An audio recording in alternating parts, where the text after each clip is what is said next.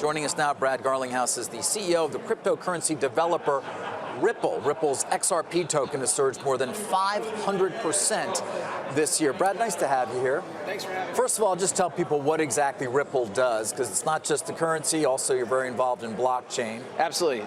So Ripple sells a blockchain technology to banks and payment providers and other financial institutions to do real-time settlement between banks. So today, if Morgan wanted to send $10,000 to London right now, the fastest way for her to do that is to drive to Newark or JFK and fly it there.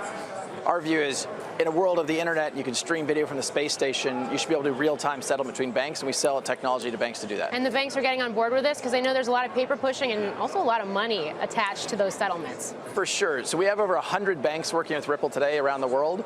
I think the vast majority of banks, like 99.9% of banks, actually are paying other banks, the global money center banks like JP Morgan or Citibank, to make those settlements. So a lot of the banks are very excited about democratizing how these global payments flow.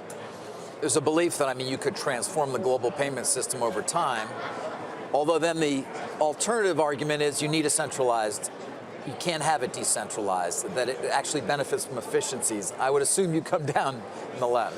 Yeah, for sure. I think anytime you can do something without that central counterparty, you're going to reduce friction, which is measured by time, cost, speed.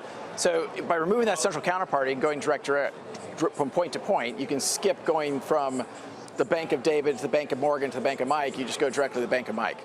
So if the immediate opportunity is efficiencies in this area of the actual kind of nuts and bolts sort of plumbing of the financial system, how does that relate to the value of the Ripple tokens or of the Bitcoin or cryptocurrencies? They're taking on a separate life, it seems, from the future of adoption of this technology. It's a great point, and I think one of the things we all have to remember is that the value of a token over the long term is really going to be derived by its utility.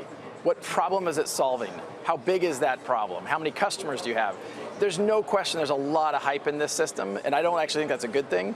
For Ripple, we use this digital asset called XRP to settle liquidity needs between banks.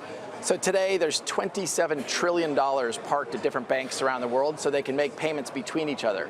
Our view is you can use a digital asset like XRP to do that in real time. Because XRP has been so efficient, it settles a transaction about 3 seconds compared to Bitcoin. So it just passes through that currency for that period of time. That's correct. Yeah. Hey there, thanks for checking out CNBC on YouTube. Be sure to subscribe to stay up to date on all of the day's biggest stories. You can also click on any of the videos around me to watch the latest from CNBC. Thanks for watching.